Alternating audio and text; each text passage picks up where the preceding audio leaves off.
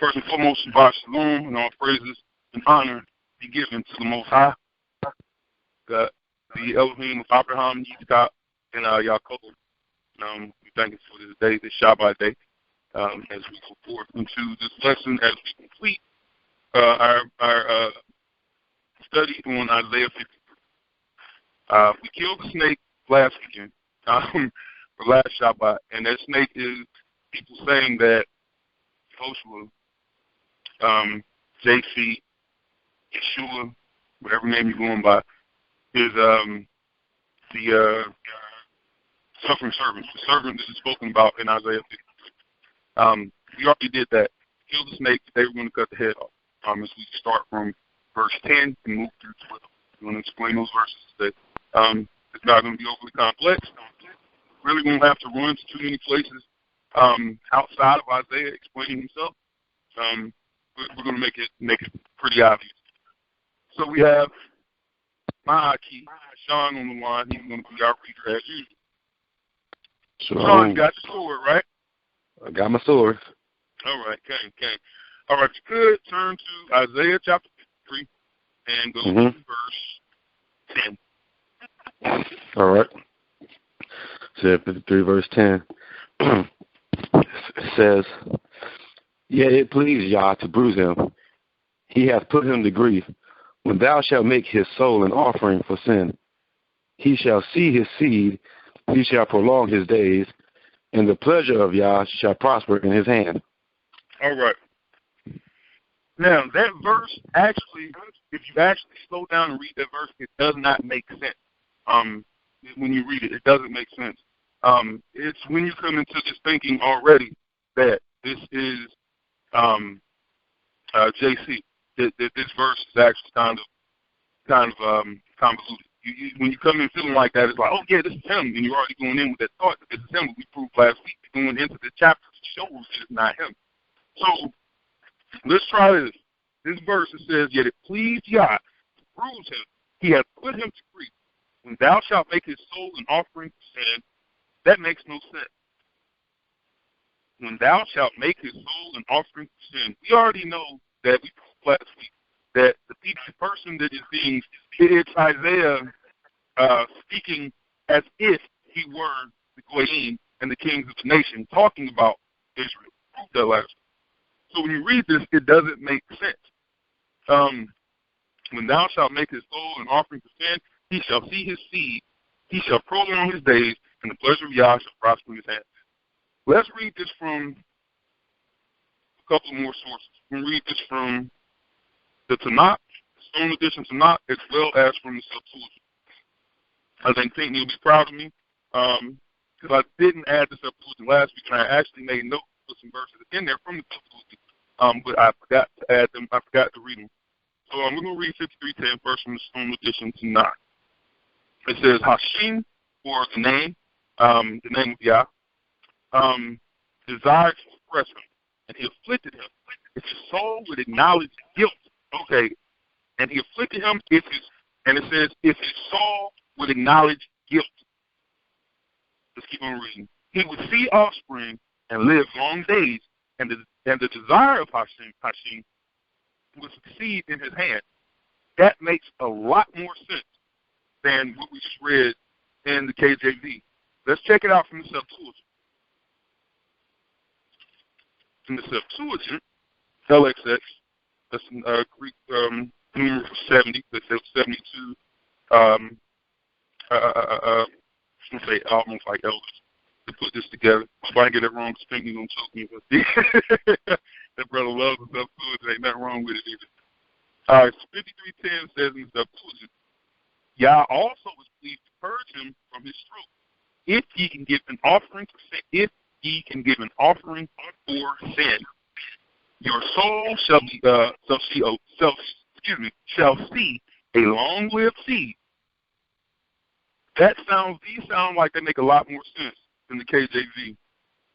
So it's saying that if he would make an offering, if the suffering servant would make an offering, if he would acknowledge his sin, he would see his offspring and live long days. All he had to do was acknowledge is sin. All right. So we got that out the way. Let's talk some precepts. All right. Now, these are going to be some big. Sean, if you would, turn over to Jeremiah chapter 30. Okay. And this is going to be, pay close attention to what's said. Everybody, pay close attention to what's read here. I'm going to be honest, Jeremiah 30 actually really kind of explains all of this, like the entire thing. They pretty much run in parallel. But, yeah, start at verse 4 for me, please. Read just verse 4. All right. Oh, one page. And it says, and these are the words of Yah that he spoke concerning Israel and concerning Judah. All right. These are the words that Yah spake concerning Israel and concerning Yehuda.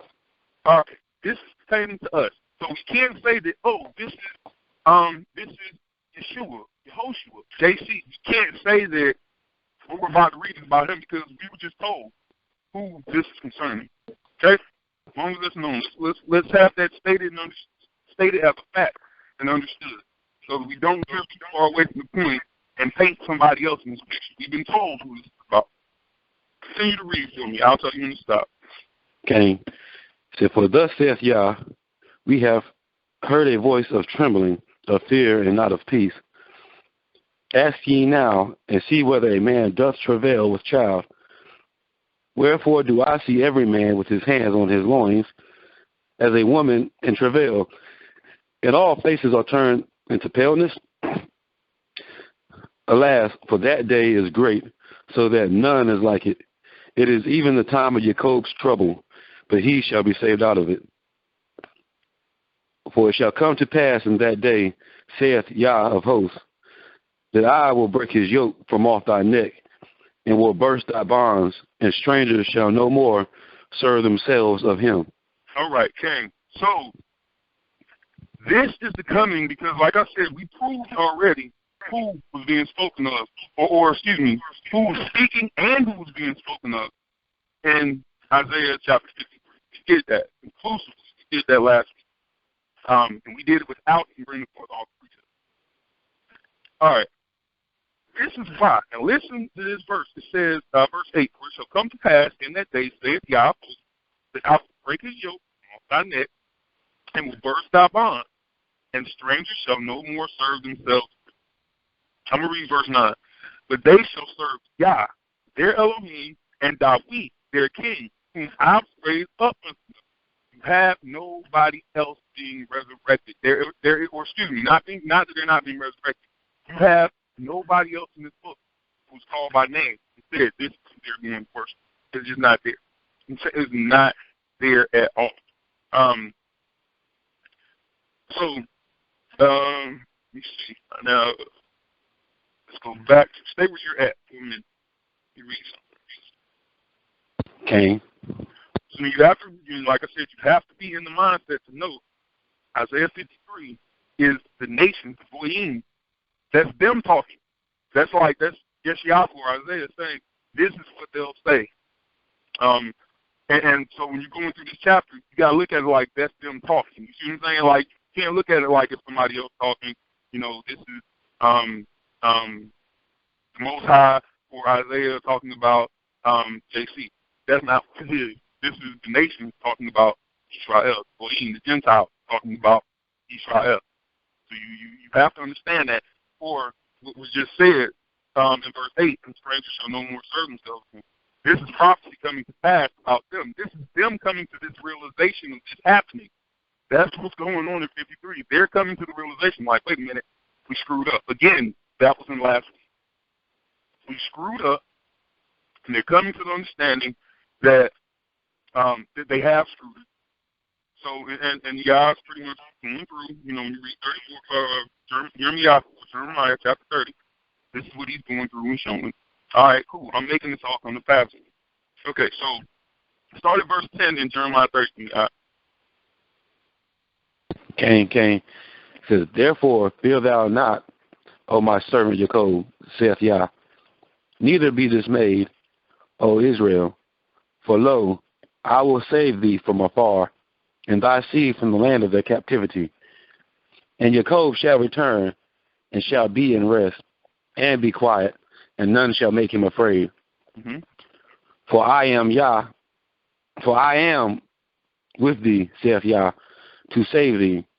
Though I make a full end of all nations, whether I have scattered thee, yet will I not make a full end of thee, but I will correct thee in measure, and will not leave thee altogether unpunished. All right, now, everybody, I keep seeing people post things like, what is it? I think it's over in Yeshayahu, Isaiah chapter 50, where it says, we've been divorced and things like that. But nobody ever talks about the fact that it says that the Most High always said that He was going to come back to us. You know what I'm saying? Or that we were going to come back to Him, and that He was going to accept us. This is saying, He's saying, I punished you. It's for your correction. I am punishing you for your correction, but I'm not going to leave you altogether just out there. We are His chosen people. We're His favored nation. We're His chosen son. Those are His words. Those aren't mine. He called Israel His son. I'm not making that up. Over in Exodus 4:22 and 33, He did that. So He's not going to leave us out there. So let's see what happens. Continue reading in verse 12, It says, for thus saith Yah, thy bruise is incurable, and thy wound is grievous. Uh-oh. Let me go back. 53:10. Where is it, 10? Yeah, we started at 53:10. Yeah, we're at Isaiah 53:10. Yeah, yet it pleased Yah to bruise him. That's what it said. It pleased Yah to bruise him. So, it pleased Yah to bruise him, but when you go from 12, when you go from 11 and 12, I'm going to read verse 11 and 12.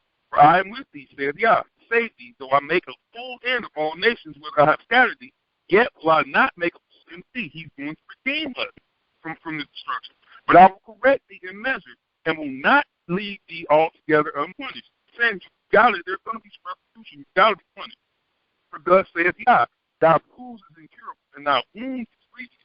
There is none to plead thy cause. Thou mayest bound up, that thou mayest bound up. Thou hast no healing medicine. So this is Yah made all these things happen. And listen to what it says. Yet in 53:10, yet it pleased Yah to bruise him. He has put him to grief. He has put him to grief. This is coming from the KJV. We just make sense of it. The KJV isn't the catch-all end-all. I'm using the KJV to explain this because most people have a KJV Bible. It is by far, and you see me post verses from the KJV, by far, and that is not my favorite book at all. By no means is it my favorite. But you're seeing right here in your KJV. We're just making it come to life. Continue to read me. I started 13. Okay. So there is none to plead thy cause, that thou mayest be bound up. Thou hast no healing medicines. All thy lovers have forgotten thee. They seek thee not, for I have wounded thee with the wound of an enemy, with the chastisement of a cruel one, for the multitude of thine iniquity, because thy sins were increased. Why criest thou for thine affliction? Thy sorrow is incurable for the multitude of thine iniquity. Because thy sins were increased, I have done these things unto thee. Hold on, who did them to us? The Most High. The Most High did these things to us. This is all coming back to 53:10, and we also know, since we started at Yeshayahu chapter 30, verse 4, who did it say it was concerning again? It said concerning Israel and Yehuda. Okay, concerning Israel and Yehuda. This is talking about us. This is not talking about Joshua, Yeshua, JC. It's not talking about them. It's talking about us. And it's saying that he did these things. Well, 53:10 says Yah did these things. I'm not lying, am I? I can't be. This is what the book says. Yah's word is true. So if you're saying to somebody else and I'm showing you the truth, you can come with all of the imaginary fableized fairy tales that you want to come with. You can do that. I'm going with what the book says. This is what Yah himself said. I can't go by what Mark, Matthew, Luke, John, Paul. I can't go by what they say. I can't go. Matter of fact, I can't go by what Yehoshua said. I can't. That's right. Now, and with that being said, Yehoshua himself, Yehoshua, didn't he say, Matthew 4:4, man shall not live by bread alone, but by every word that proceeds out of the mouth of God, does man live? That's right. That's what he's telling you that we live by. If that's what he's telling you we live by, why not go back and look at where he said the source of your life comes from? Why not go back to where he said the source of your strength comes from? Why not do that? You can't knock a man for saying that, okay, yeah, I don't roll with what he said. But if that man, i.e. me, i.e. any of the lions that I roll with, can go back to that same man and say, yo, this is like you crazy because he told you that you need to be coming over here to where we at. Put it like this. I keep posting it because it's funny, but your Savior said, we survive off of the word of my Savior. Why don't you go back to the source? Why don't you go back to the source? Why would you be stuck in the same poor and destitute position that you have been stuck in since you came to this land? Everybody has been hollering about JC. Everybody's been hollering about it. It ain't going to be a shock for the world, as we learned last week. It ain't going to be a shock for the world to say, oh, well, this servant was him. Everybody's expecting him. All of Isaiah 53, it is a shock and surprise. So how in the world is it going to be somebody that they're expecting? Not going to be. The servant is talked about talked about in singular form throughout Scriptures. Everybody has a problem with it when they get to Isaiah 53. So see, it says he. Well, in chapter 41, it says he. In chapter 42, it says he. Chapter 49, it says he. It speaks as an individual. But guess what? In chapter 49 and 42, chapter 49 and 42, or I think 45, it specifically, and 41, specifically says, Israel is my servant, and then talks about them in singular form. So you have That's to be right. You got to be able to accept these concepts. It's not that hard, and it's not that far-fetched. Everybody say, we are one. Cool. He's talking about us like we're one. It's not a far-fetched idea at all. To me, it's a further-fetched idea to believe that somebody else will feel something that Yah said was going to be us. It's not that big of a concept. Let's keep on going, Aki. Okay. Verse 16. Therefore, all they that devour thee shall be devoured, and all thine adversaries, every one of them, shall go into captivity. Mm-hmm. And they that spoil thee shall be a spoil, and all that prey upon thee will I give for prey. Uh-oh. Keep on going. For I will restore health unto thee, and I will heal thee of thy wounds, saith Yah, because they call thee an outcast, saying, This is Zion, whom no man seeketh after. Uh-oh. You know what? I'm going to read 53:5. It says, but he was wounded for our transgressions. He was bruised for our, this is Isaiah 53, verse 5. But he was wounded for our transgressions. He was buried for our iniquities. The chastisement of our peace was upon him, and with his stripes we are healed. Y'all heard that last week. Not only did you hear that last week, you also heard Jeremiah chapter 30, starting from verse 4 last week too.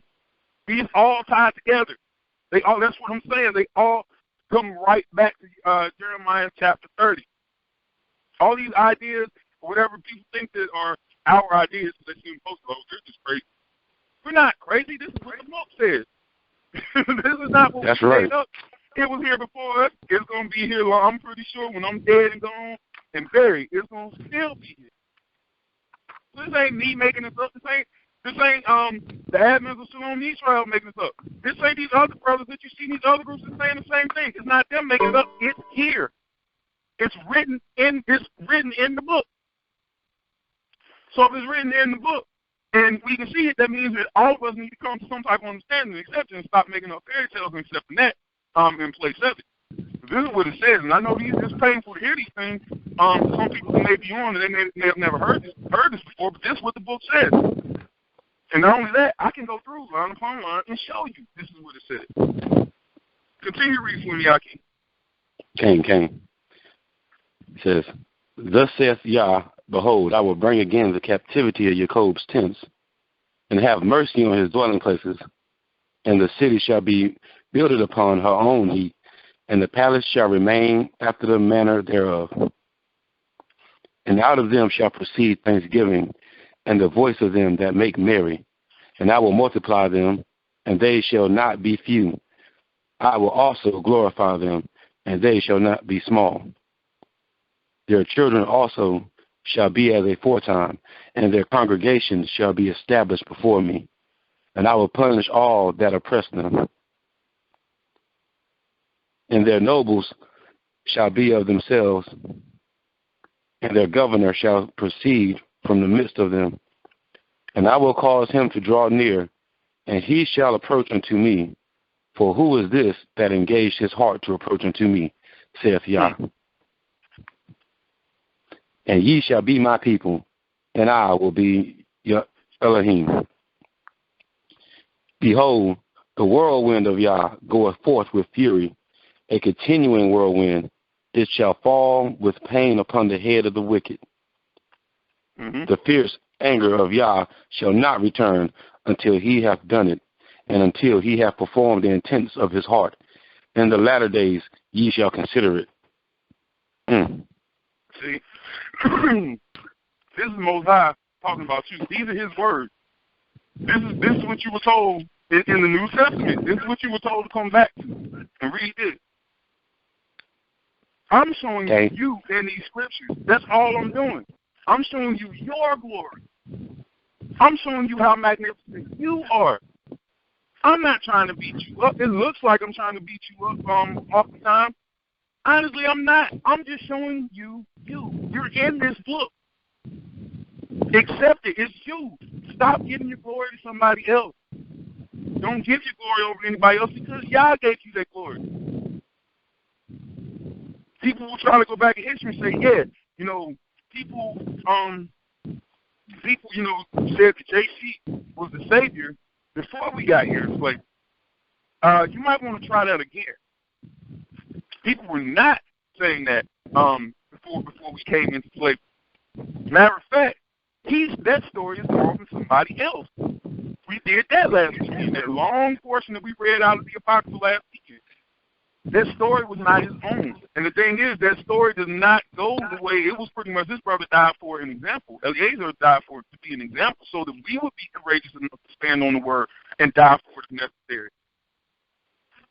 You sprinkle in, you take your story of being the suffering servant that's spoken about, the servant Israel, the servant Yaakov, my servant Yaakov, my servant Israel. You go all through these scriptures, that's you. That story, the story of Eliezer, was taken, sprinkled in the cross, and you got JC. I'm trying to give you back. That's what I'm trying to do. You lost yourself. I'm just trying to help you find yourself. Why? Because you're going to find out today what your job is. Stop giving to somebody else who said that they were only sent to the house of they were only sent to the lost sheep of the house of Israel. That's what he said. Let's see what this servant we've already proven is Israel. We're going to find out who he was sent. We ain't going to find out quite yet, but it is going to happen. Aki, turn to Yeshayahu. Keep Isaiah 53. Turn to Yeshayahu, Isaiah, chapter 1, verses 1. We're going to start from verse 1, I believe. Give me 1 second. Okay.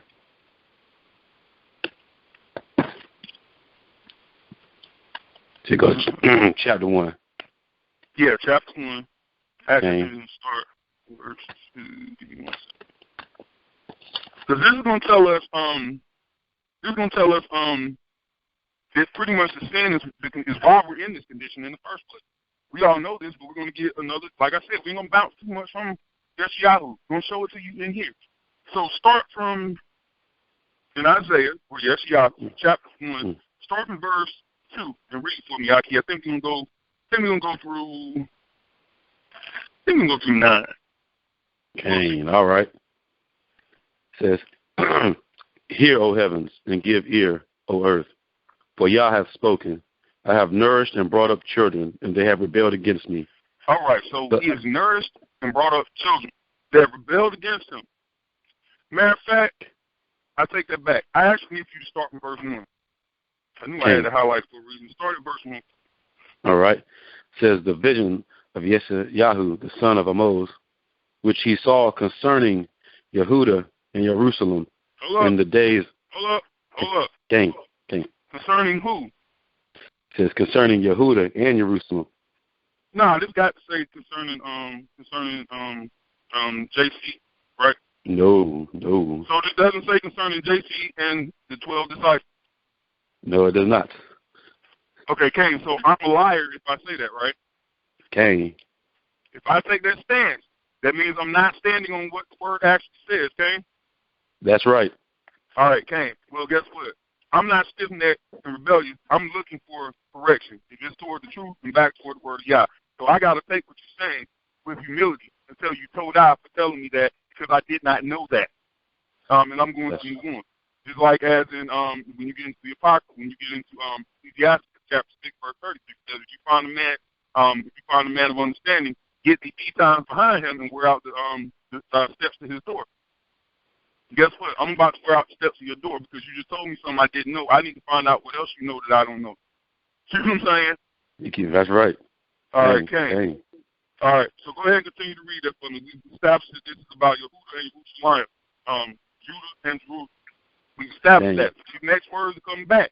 It is not social. It is not about him and his disciples. It ain't about none of that. This is about you. You are Yehuda, and you are Yehuda. Jerusalem is the city. So he's speaking about the people and the city. All right, go right ahead, Aki. Okay. Hear, O heavens, and give ear, O earth, for Yah hath spoken. I have nourished and brought up children, and they have rebelled against me. All right, those children, those rebellious children that he brought up is who? It's us. That's us, right? Okay, Cain. So Cain. We've established that, before you keep on going, we've established that he's talking about these rebellious children that he's brought up, and they just can't seem to act right. So what I'm gonna do, I'm gonna go back to the law. I go back to the Torah. It says that the law is the truth, right? Psalms 119, 142 says that his law is the truth. We can go back to the law. I'm gonna read Deuteronomy chapter 32. I'm gonna start from verse 1. Give ear, O ye heavens, and I will speak and hear, O earth, the words of my mouth. My doctrine shall drop as the rain. My speech, shall be still as the dew, as the small rain upon the tender earth, and as the showers upon the grass. Because I have published the name of Yah, ascribe ye greatness unto our El. He is the rock. Wait a minute, I thought that Peter was the rock. He ain't the rock.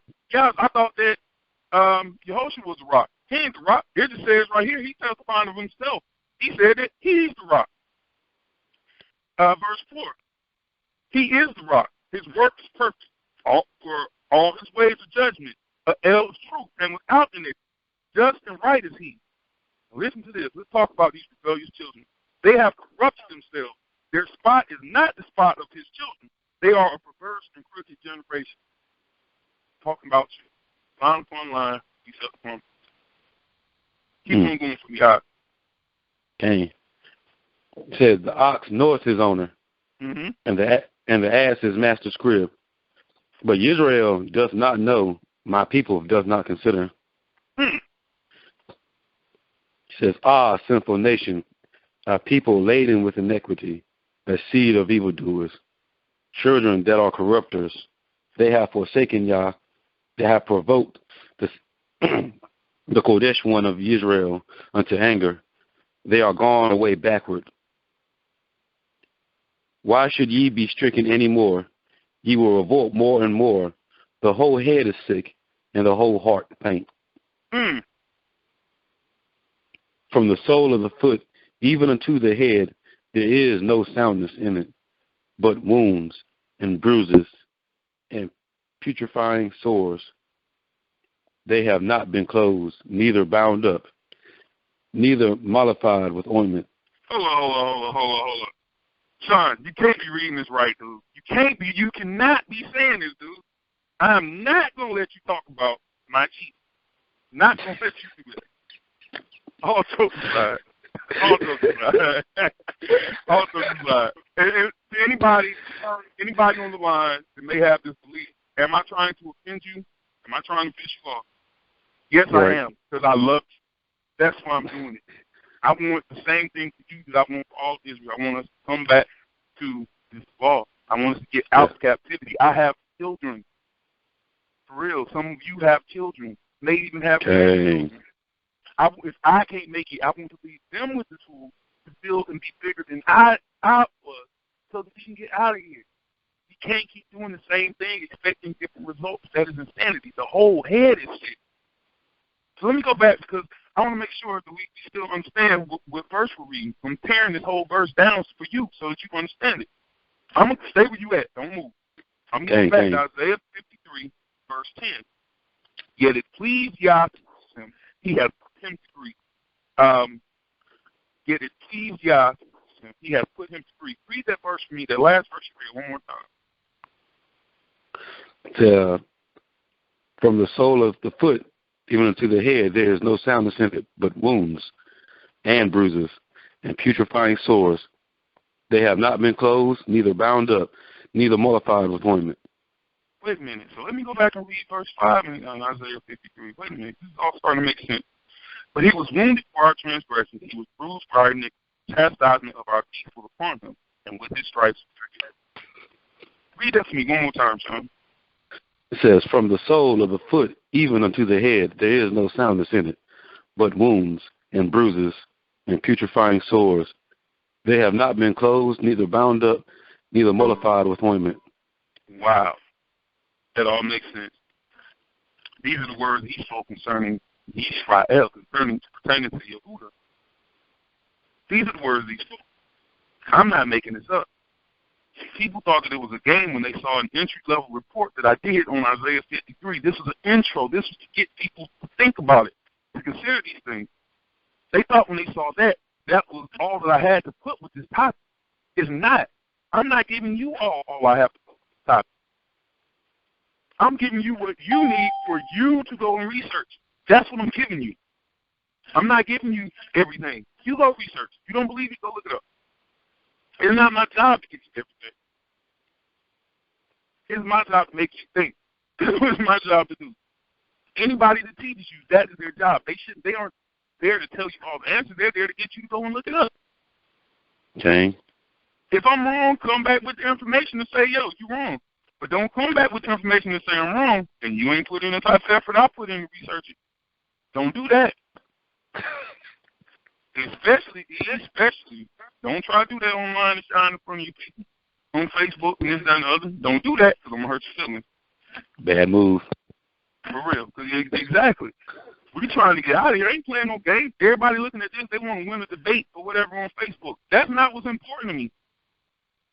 For real. What's important to me, I'm going to tell you exactly what's important to me. When you see me arguing and this, that, and the other on Facebook, I can care less about that person in front of me. I'm going to keep it 100. If after about 5 minutes of a conversation with that person, I have not gotten them to at least consider what I'm saying and they still say the same thing, honestly, and to be blunt, I can give a damn about what's on their mind. I can give a damn about what they have to say. I'm going to just keep it 100% with you. It ain't for them. What do we always say it's about, Sean? You say it's for those that are watching. Exactly. It is for those that are watching, those people that are on the fence that don't know the answers. It's for them. It ain't for the person I'm arguing with.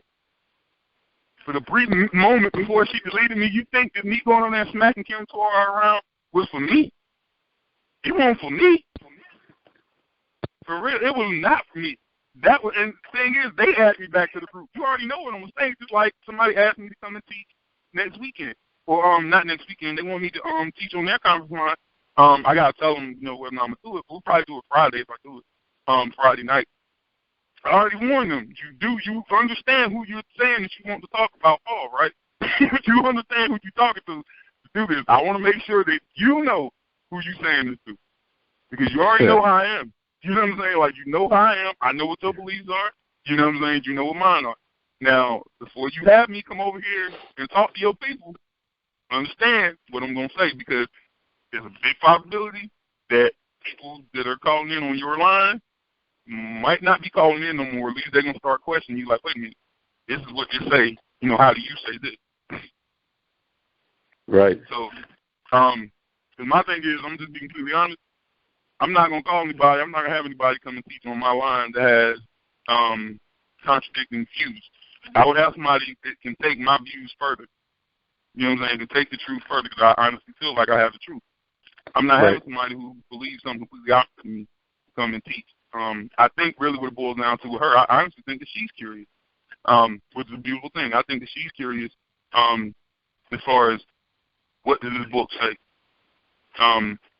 what's out there, and she wants to hear more. But it might be an issue where she doesn't really, because she doesn't feel safe in saying, hey, I want no more teaching. And that's cool. That's perfectly fine. Perfectly fine. But I know a lot of people in her group, and they aren't going to like me after I do this. That's for real.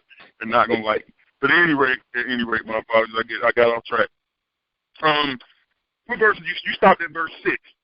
Continue to read for me. Continue to read to me through verse 9. Okay, all right. It says, your country is desolate. Your cities are burned with fire. Your land, strangers devour it in your presence. And it is desolate as overthrown by strangers. And the daughter of Zion is left as a cottage in a vineyard, as a lodge in a garden of cucumbers, as a besieged city. Except Yah of hosts had left unto us a very small remnant, we should have been as Sodom, and we should have been like unto Gomorrah. Okay, that's all we need. We pretty much wanted people to see. First and foremost, the Most High is pretty much letting you know He's chastising you. He put us into these other nations for this to go down. He scattered us for our punishment. Punishment is for our good. We read that earlier. The punishment is for our good, for us to return to Yah. We're being refined. It's just like when you take gold, or pretty much you can take just about any metal, and you heat it out in the furnace, the impurities separate from it. So that what you're left with is pure gold. You have pure gold and you have impurity, but they separate from each other. That's what Yah is doing to us. How do we know that we're going through this furnace and being separated from the pure is being separated from the waste, from the not so pure?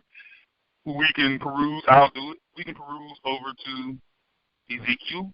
Like I said, I'll get this when you got it. And we'll go over to chapter 20. And our concepts are built on a strong foundation, and they always come back to that foundation. I mean, like I said, it's not just us saying anything. There's more people saying anything. Matter of fact, I think we're finding out here lately that there's more people saying these same things than just us, which is a pleasant belief. They may not line up with everything that we say, but they line up with a lot of it, and that feels good. That feels really good. So we come over to Ezekiel chapter 20. I'm going to start at verse 33. So we're going to see that separation, the impurities being separated from the pure. As I live, said Yah Elohim, surely with the mighty hand and with the stretched out arm and with fury poured out, will I rule over. And I rule over. And I will bring you out and will gather you out of the country wherein you are scattered. The mighty hand and the stretched out arm and with fury poured out. And I will bring you into the wilderness of the people, and there will I plead with you face to face. Like as I pleaded with your fathers in the wilderness of the land of Mitzrayim, so will I plead with you, says Yah Elohim. All right.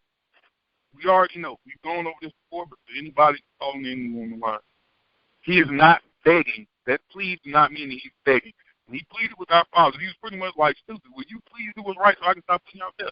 That's pretty much what it boiled down to. I've told you what to do. If you don't want to do it, I'm going to keep punishing you until you get it right. Let's see what 37 says. And I will cause you to pass under the rod, and I will bring you into the bond of the covenant. Now listen to this. This is that separation of the pure gold, from all of the impurities. And I will purge out from among you the rebels, and them that transgress against me.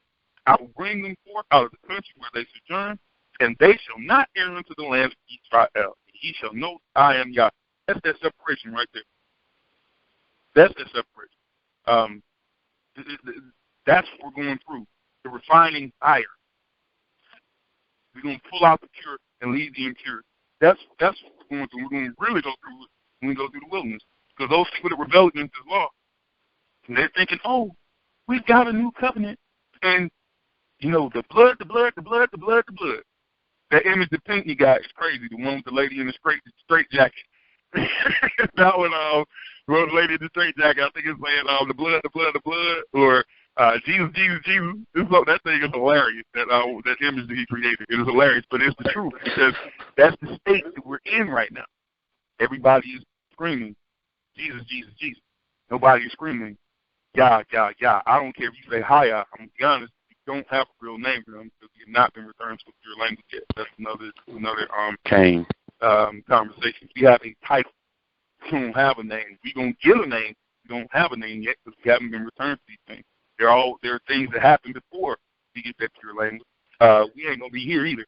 That's not me. That's the book. But like I said, another conversation. We have titles. I don't argue about title at all. Matter of fact, I've come to the conclusion I'm going to start saying Hashem because I heard another brother say that's what he says, has to not offend anyone. And I think that's wise. I think that's very wise for that brother. We can learn something from anybody. For real, if you just pay attention to what some of these people are saying. And what he said was extremely wise. All I'm saying is the name. That's all I'm saying. So whatever you think is the right name, cool, you move with that. I'm going to say Hashem because, one, I don't have the name, and two, I don't want to offend you and run you off because I'm saying the name that you say is completely wrong. Excuse me. So I think that we're going to cruise over. Now, mind you, we've been on this one verse. It is 11:59. We have been on this one verse for about 45 minutes. And I'm going to say up there 45 minutes of just talking. It's probably going to say maybe I did 10 minutes. So we spent this much time on one verse. This is why that report it said part 1, and it stopped at verse 9. It did not go into 10, 11, and 12, because 10, 11, and 12 have a lot of information to go with them. So when you see a report, it's not that I can't break down verses 10, 11, and 12, and I'm going to have to go ahead and do that to shut these naysayers up. It's not that I can't break it down. Through the power of Yah, we can do all things. With them as arm of flesh, with us as arm of Yah. He'll fight our battle. I'm not worried about that. I already know that my facts are correct, but there's so much that goes along with it. So if you take 30 minutes of information that we just spoke about, can you imagine how many pages that's going to be if we wrote it down? So let's go over to chapter 47. Well, I'm going to go over to chapter 47. I got to figure out if I really want to go there or not. Yeah. Oh, what you got?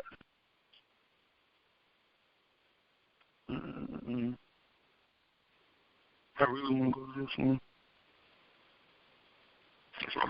Okay. Yeah, I do. I'll read. I'm going to come over to Yeshayahu chapter 47 because everybody say that he put them away. And this is the conclusion. This is to show these people are finally, that have us in bondage, that have the servant Israel in bondage, they're being woken up and like, oh, snap, what have we done? You know, that's really what they're coming to. All right, so let's see. I'm going to start at 1. Come down and sit in the dust, O virgin daughter of Babylon. Sit on the ground. There is no throne, O daughter of the Chaldeans, for thou shalt no more be called tender and delicate. Take the millstones and grind meal. Uncover thy locks. Make bare the leg. Uncover the thigh. Pass over the river. Thy nakedness shall be uncovered. Yea, thy shame shall be seen. I will take vengeance, and I will not meet thee as a man. As for our Redeemer, Yah of hosts is his name, the Kodesh one of Israel. Sit thou silent, and get thee into darkness, O daughter of the Chaldeans. Thou shalt no more be called the lady of kingdoms. I was wroth with my people. Now listen to this. I was wroth with my people. I have polluted mine inheritance, and given them into thine hand. Now pay attention. Thou didst show them no mercy upon the ancients or upon the old. Hast thou very heavily laid thy yoke? And thou saidest, I shall be a lady, heaven. So that thou didst not lay these things to thy heart, neither didst thou didst remember the latter end of it. Therefore, hear now this, thou that art given to pleasure, and dwellest carelessly, that sayest in thine heart, I am, and none else beside me, I shall not sit as a widow, neither shall I know the loss of children. But these two things shall come to thee in a moment, in one day, the loss of children and widowhood. They shall come upon thee in their perfection for the multitude of thy sorceries, and for the great abundance of thine enchantment. For thou hast trusted in thy wickedness, thou hast said, none seeth me. Thy wisdom and thy knowledge, it hath perverted thee.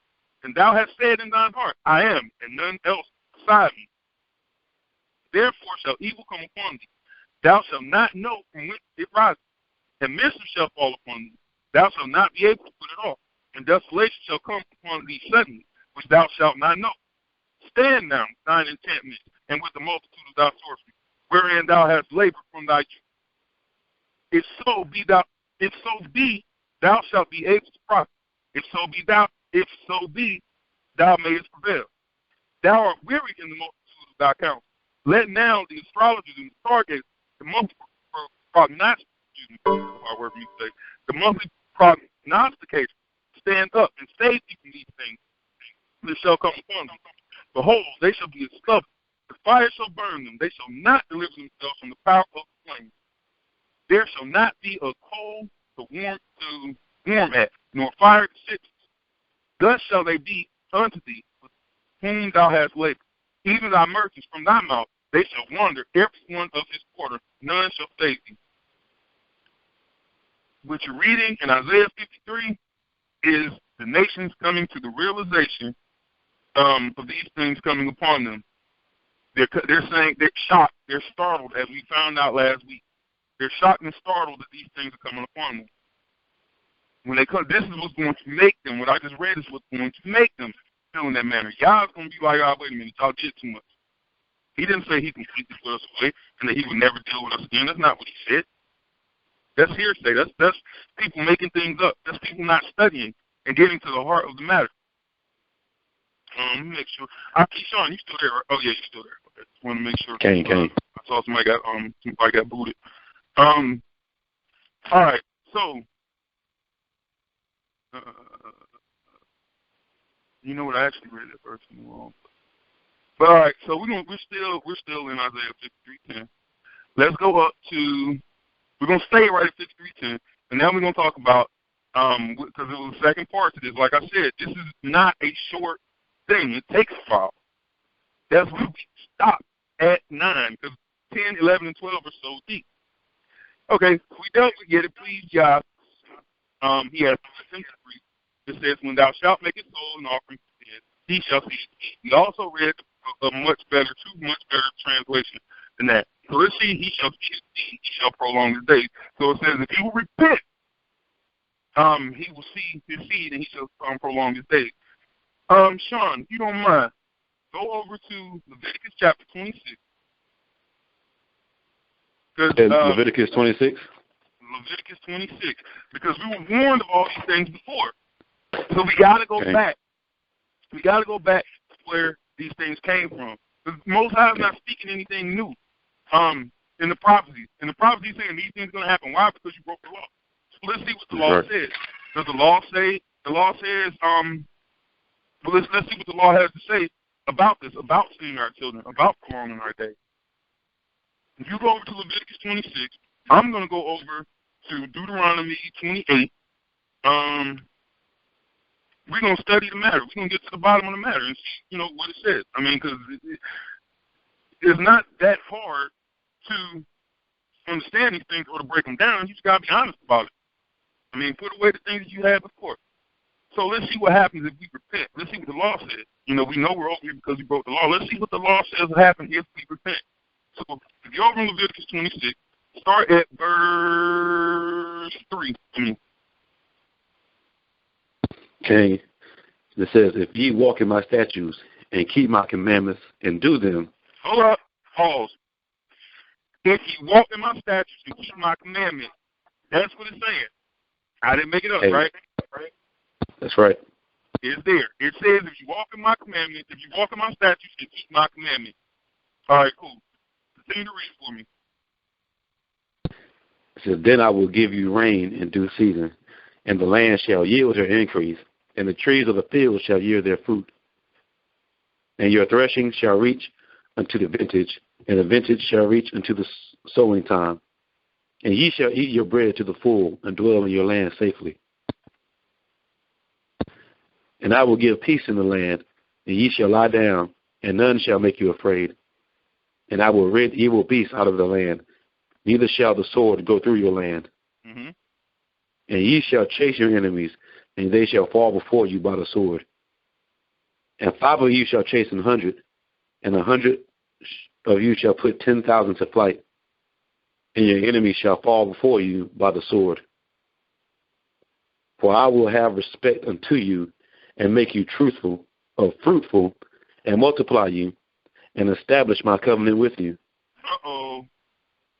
And ye shall eat old store of Cain. So, we just read it here. We got to go back to Isaiah 53:10. It ain't me saying it. I'm showing it to you, line upon line, precept upon precept. This is not me making it up. He said, he shall see his seed, he shall prolong his days. And what does it say? All he has to do is repent. That's the short form of what it's saying. Repent and you'll see these things. This is what we were promised in the beginning. This is what we were promised in the beginning. Now, when I say in the beginning, I'm talking about in the beginning of Israel. Not the beginning, well, actually, yeah, in the beginning. We can say in the beginning. But I'm speaking from the perspective of Israel. And we got our laws. You got to remember, our forefathers before Israel, they didn't have a lot of these. They didn't have these laws. A lot of them they didn't have. That's how you can see Abraham marrying his sister. He didn't have a law not to. These were laws were given to Israel. Abraham is not an Israelite. You have Israelites after, when Israel is born, his children are Israelites. Abraham was the father of many nations. You know what I'm saying?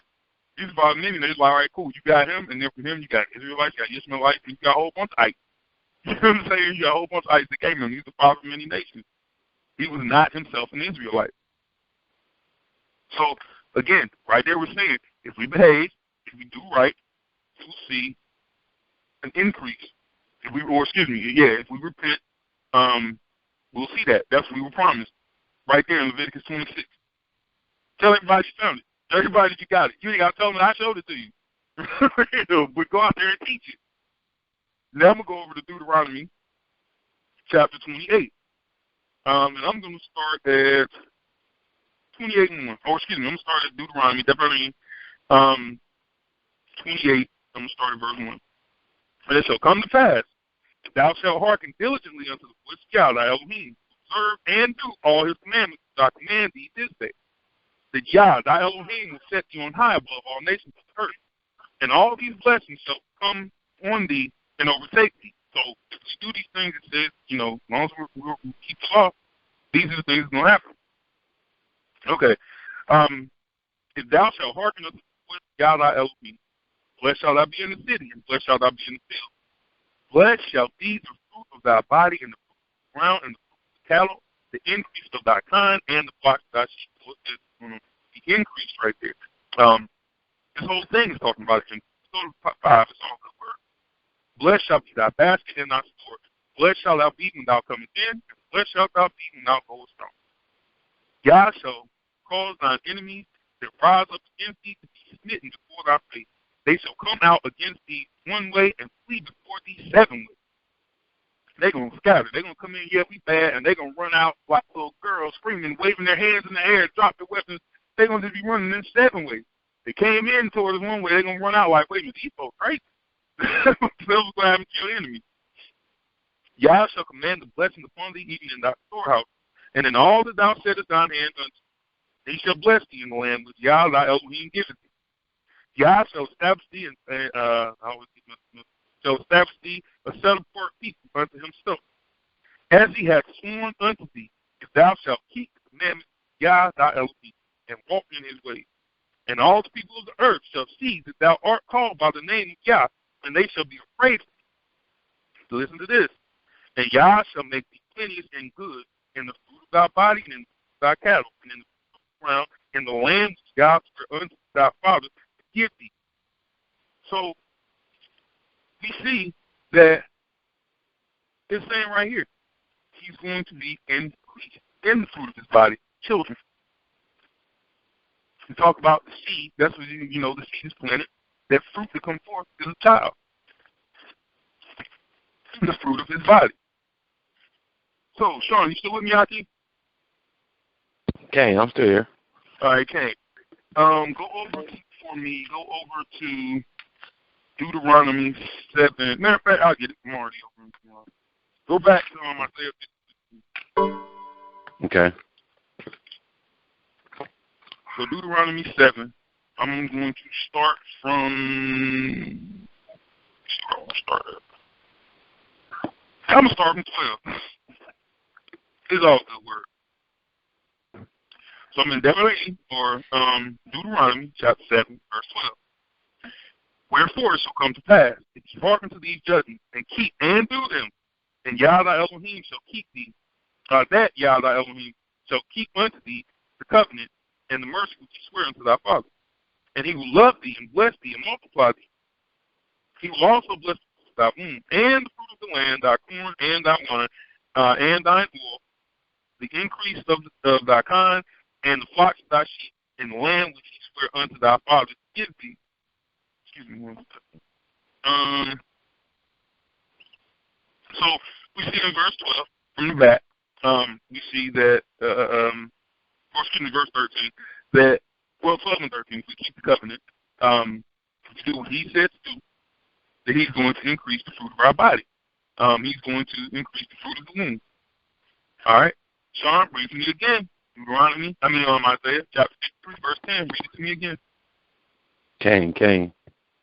It says, yet it pleased Yah to bruise him. He hath put him to grief. When thou shalt make his soul an offering for sin, he shall see his seed. He shall prolong his days, and the pleasure of Yah shall prosper in his hand. All right, so we've seen it again. Let me continue to read. Okay. Verse 14, thou shalt be blessed above all people. There shall not be male or female barren among you or among your cattle. You can't tell me that this is not Israel. There are 1,000,001 precepts that tell you that Isaiah 53 is talking about Israel. It's talking about you. You can't tell me that this is about JC. It's not. Everything points to you. You got to take back your glory. You are a magnificent people. He told you what he would do for you. Matter of fact, if everybody say, well, he said if we do this, we broke the law, and now we've been kicked out of the land, so this don't apply to us no more. I got something magical for that. I'm over in Deuteronomy 17, chapter 30. I'm going to start from verse 1. And it shall come to pass, and it shall come to pass. He didn't say that it might. He already knew that these things were going to come upon him. He said, and it shall come to pass, when all these things will come upon thee, the blessing and the curse. He said that we're going to get the blessing and the curse. Deuteronomy 28 covers the blessings and the curse. Deuteronomy 28, 1 through 14 are the blessings. Deuteronomy 15 through 68 are the curses. If you do this, you will be blessed. That's 1 through 14. These are the blessings that will come. That's Deuteronomy 28, 1 through 14. Deuteronomy 15 through 68, if you don't do these things, or when you step away from these things I've given you, this is what's going to happen. This will be your curse. It's that simple. So Deuteronomy 30 says, and it shall come to pass when all these things will come upon thee, the blessing and the curse which I have set before thee. And thou shalt call them to mind among all the nations, for Yah thy Elohim hath driven thee. We're scattered out. We've been driven somewhere. So people will stop there. Oh, yes, so these things don't apply to us. Yes, they do. Continue to read. And shalt return unto Yah thy Elohim, and shalt obey his voice according to all that I command thee this day. Thou and thy children with all thy heart and with all thy soul. We talked about it before. Deuteronomy was given in one day. This book was laid out as a summary of the laws that preceded it. This is Moshe's farewell address, for lack of a better term, because he couldn't go into the land. Let's read it again. and shall return unto Yah thy Elohim, and shall obey his voice according to all that I command thee this day, thou and thy children with all thy heart and with all thy soul. So we have to return to this. Not only ourselves, we got to bring our children to Yah and the law. Verse 3, that then Yah thy Elohim will turn thy captivity and have compassion upon thee, and will return and gather thee from all nations, which Yah thy Elohim hath scattered thee. Okay, so if we return to these things, he's going to come and get us and return us back to our land. Now listen to this. If those things don't still apply to us, if that's what they're saying they don't apply to us, then they got to also answer for the rest of them about verse 4. If any of thine be driven out to the outermost parts of heaven, from thence Yah thy Elohim gathered, and from thence will he fetch thee. And Yah thy Elohim will bring thee into the land which thy fathers possessed, and thou shalt possess it, and he will do thee good and multiply thee above thy fathers. Okay, so he's saying that now he's going to bring in, we just read about the things he would give the Father. He said he's going to do even more than that. Bearing children was part of that. If we repent, we'll see our children have prolonged days. Verse 6, and Yah thy Elohim will circumcise thy heart, and the heart of thy seed, to love Yah thy Elohim with all thy heart and with all thy soul, that thou mayest live. And Yah thy Elohim will put all these curses upon thine enemies, and on them that hate thee, which persecute thee. And thou shalt return and obey the voice of Yah, and do all his commandments which I command thee this day. The new covenant is tied right into it. And Yah thy Elohim will make thee plenteous in the works of thine hand, in the fruit of thy body, children, and in the fruit of thy cattle, and in the fruit of thy land for good. For Yah will again rejoice over thee for good, as he rejoiced over thy father. If thou shalt hearken unto the voice of Yah thy Elohim, to keep his commandments and his statutes which are written in this book of law, and if thou turn unto Yah thy Elohim with all thy heart and with all thy soul, it ain't that hard. You still with me, Sean? Kane, I'm here. All right, Kane. It ain't that complex. And you know what? On that, because, Sean, that pretty much, because I still got more precepts to go on just verse 10. That pretty solidly answers and does that give enough information on verse 10? If not, I can keep going. Does that give enough information? Give me just a second. Say what? I can't hear you, Sean. I'm sorry. I was saying, give me a second. Okay. Okay, Kane. I got it. So I tell you what. We've pretty much done that. It's already 12:19. Class only supposed to be 2 hours. On just one verse, we spent an hour on it. On just one verse. There's still more precepts to go along with it. Go back and read Psalms 127. Go back and read Psalm 107. Go back and read those. Those will tie into. There's plenty of precepts for it in there as well. So now what we're going to do,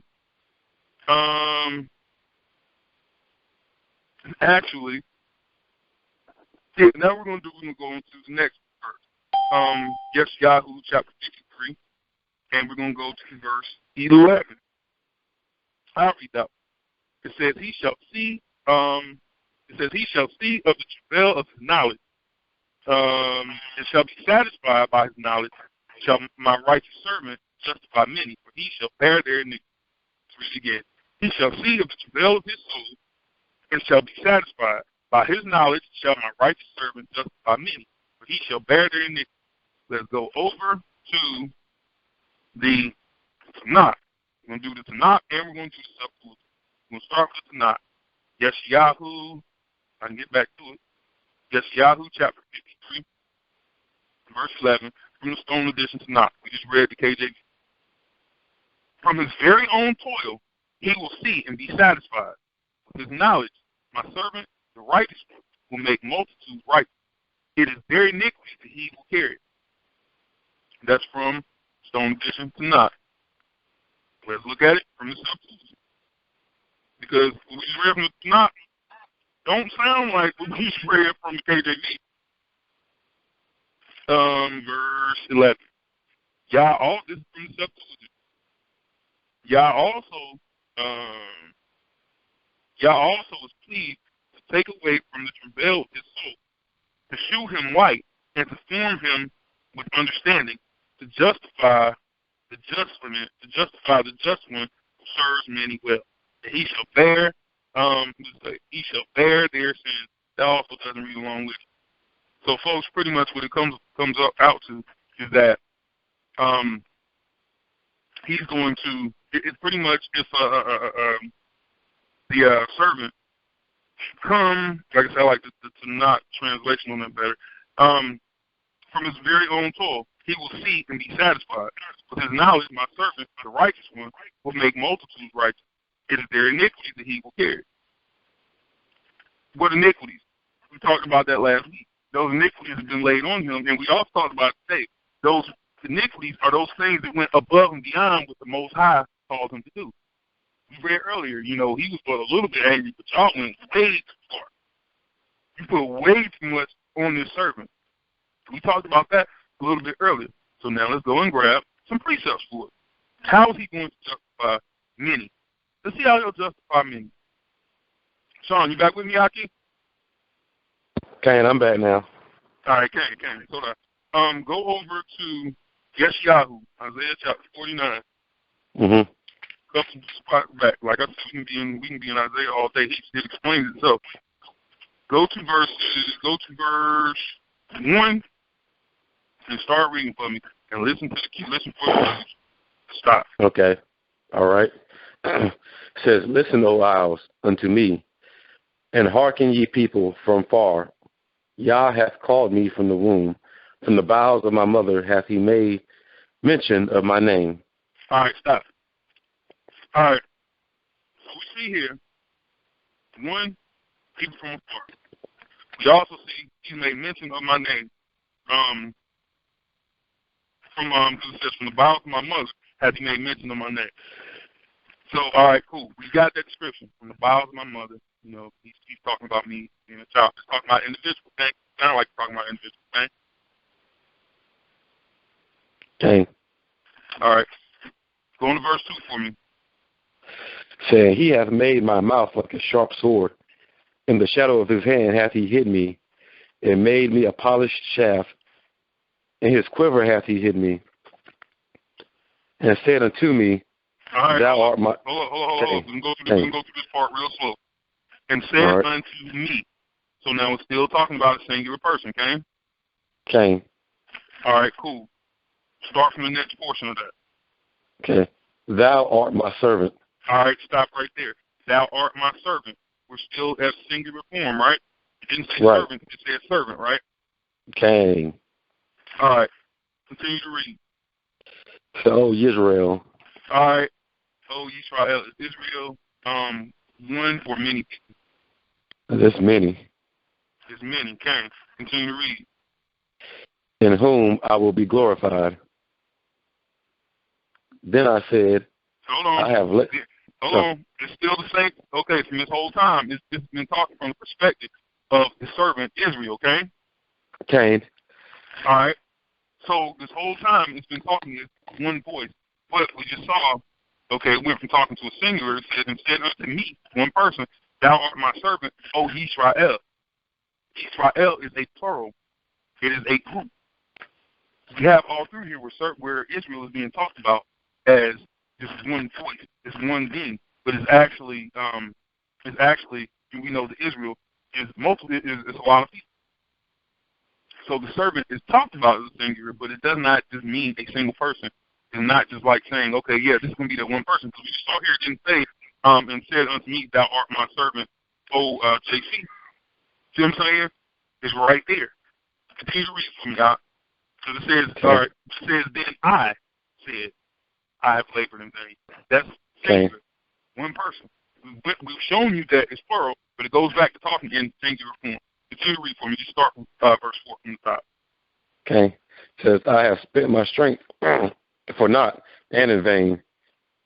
Yet surely my judgment is with Yah, and my work with my power." Mm-hmm.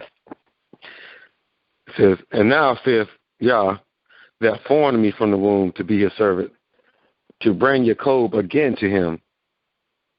Though Israel be not gathered, yet shall I be glorious in the eyes of Yah, and my Elohim shall be my strength."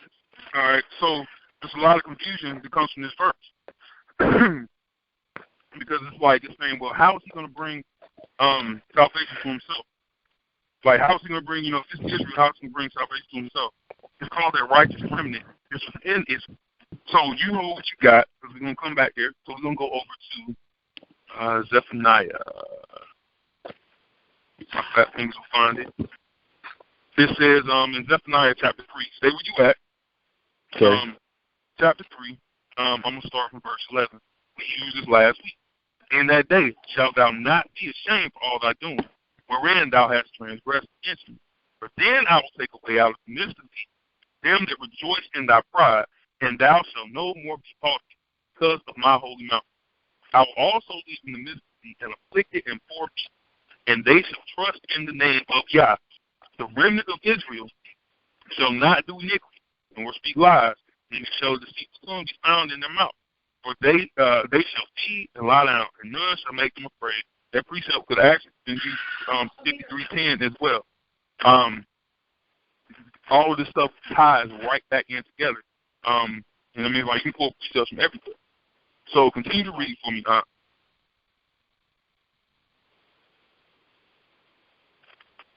You still there, son? I'm here. Okay. Continue to read Isaiah. I'm sorry, Isaiah. Okay, verse 6. Verse 6. Okay. Because now, just remind everybody what we're talking about. It said that over in Isaiah 53, verse 11, it says, so he should be satisfied by his knowledge, to my righteous servant justify many. We got to see this servant justify many. That's what we're doing. We're showing, we're about to show you that the suffering servant Israel will justify many. Go ahead and start from 6 for me. I'm sorry for the confusion. Oh, no problem. It said, and he said, it is a light thing that thou shouldest be my servant, to raise up the tribes of Jacob, and to restore the preserved of Israel. Now listen to this. It's about to see the justification of many. Continue to read. I will also give thee for a light to the Gentiles, that thou mayest be my salvation unto the end of the earth. Wait a minute. No. That can't be right, because that suffering servant is JC. They can't say that thou mayest be my salvation unto the end of the earth. That's got to say this to the house of Israel, to the lost sheep of the house of Israel. Read that again. That's got to be what it says. Your book can't be right, Sean. So I will also give thee for a light to the Gentiles, that thou mayest be my salvation unto the end of the earth. Oh, wow. Well, you going to accept the truth. That's what it says. It hurts. I know it hurts.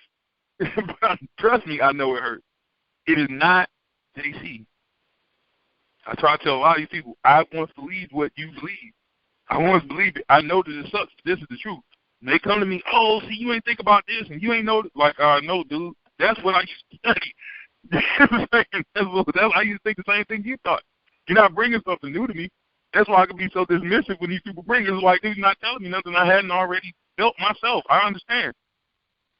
I'm just not being cold and callous, but sometimes the Band-Aids got to be ripped off. And to be completely honest, I have been nice up to this point. People think that I'm just yelling for the sake of yelling, but I've actually been nice.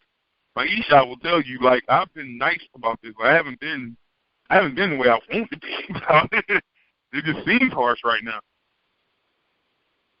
But yeah, so we got it in stone, serving Israel. But and we got him justifying many, okay? Came, I was still here. All right. I was saying came, but my phone had muted itself. I was like, wait a minute. All right, 10-4. Now do another. Now let's go on to another one. We actually did Isaiah 47 because I was going to do this. And also, just so that you know, Isaiah 53, 11 actually ties in with verse 55 as well. So let's go over and see a lot of these research that we went over already. So I'm going to different places. So go over to Isaiah chapter 42. Mm-hmm. And we're going to start from 1. All right. Says Isaiah 42 and 1.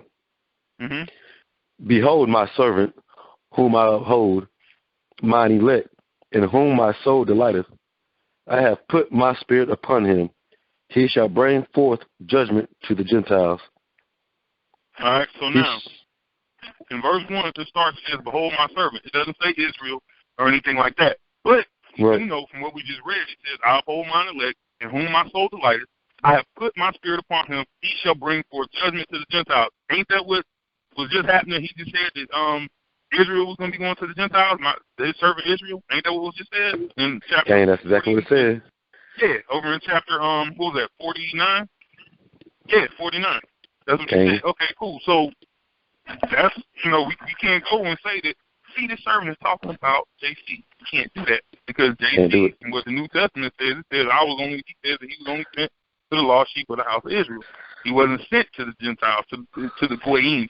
Not the Gentiles as it's talking about in Genesis 10, when it's talking about the descendants of Japheth. But Gentiles as in Goyim, nations, any other nation outside of Israel. Continue to read for me, out. Cain said, he shall not cry nor lift up, nor cause his voice to be heard in the street. Mm-hmm.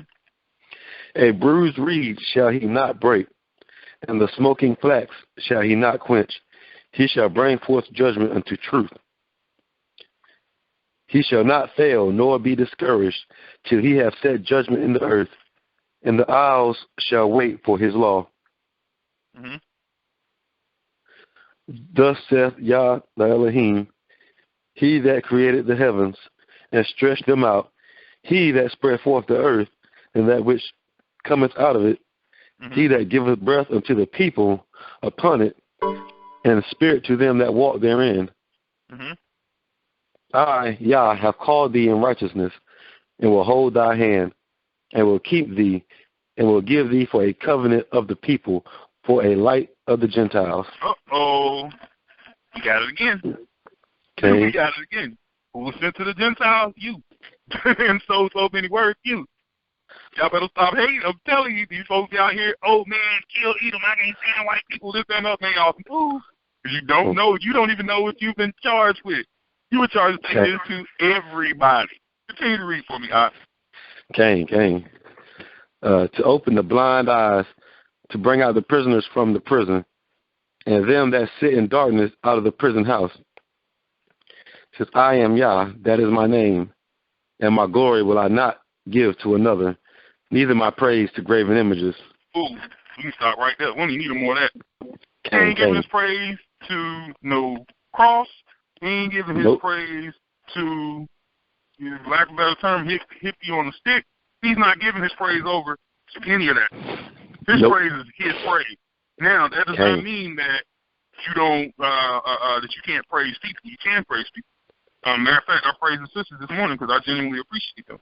And it's not like I don't appreciate the brothers. I appreciate y'all swing the sword all the time. The sisters kind of sit in the background a lot. And I want them to know that I appreciate them. Y'all already know I love y'all. You know, post and go ham for y'all on there. So y'all already know I appreciate y'all. Y'all give me precepts. You know what I'm saying? I give y'all precepts. We work together. But anyway, you can praise people. He said he ain't gonna give his over to nobody else. So how you calling somebody else your Elohim? How you calling? How are you gonna say it's your Elohim? You see what I'm saying? How you gonna say, oh, they the same people? He just said he ain't giving his glory over to nobody else. So if they were the same people, he would have to be giving his glory over to somebody else. Right. For real. There is no other beside him. We've got the book. All we got to do is read it. I think, really, to be honest, judging by what some of these people say, we're in various groups, we're in various areas. Judging by what a lot of these people say, it is not, they haven't really read the Old Testament. No, they haven't. Or what's called the Old Testament. They haven't actually read it. They came from out of Christianity, and the only thing they've been taught is the New Testament, and that's the only place they're staying. And what's happened is that over time, they've been in these groups. They've been on, friends with people online or whatever. And over time, they'll hear some Old Testament stuff. And then they say, yeah, that's right. And they add it to their memory bank. It's not because they've actually gone back and read it. They're happy in their ignorance. They think that they're not ignorant, but that's what being happy in your ignorance is. If you knew you were ignorant, you wouldn't be happy. You know what I'm saying? Things that people don't consider. They're not considering them at all. When you go through what's called the Old Testament, time and time again, y'all let you know, don't praise anybody. It's just me. You see what I'm saying? You go through the Old Testament. You go through the Apocrypha. So a lot of people don't like the Apocrypha. I'll be honest, when I'm reading it, to me, genuinely, it sounds true because it never tells you to praise anybody else, minus the book of Ezra. The book of Ezra is a super book writing. But when you go through it, it don't tell you to praise nobody else. It always goes back to God. Wisdom was there in the beginning. It wasn't JC. Wisdom was there in the beginning. It tells you that in the Old Testament. It tells you that in the Apocrypha. The Apocrypha also goes further. As a matter of fact, in a book by Solomon, Ecclesiastes chapter 24, starting with verse 1, it says what came out of y'all's mouth in the beginning. That's what it says. I ain't make it up. It says that wisdom testifies verse itself. Says that I came out of the mouth of y'all. So where are your words? See what I'm saying? Were you saying that JC is the word? No, I just showed you the word. Show me one place in there where JC said that he was the word. It's not there. Okay. You have John 1:1-18.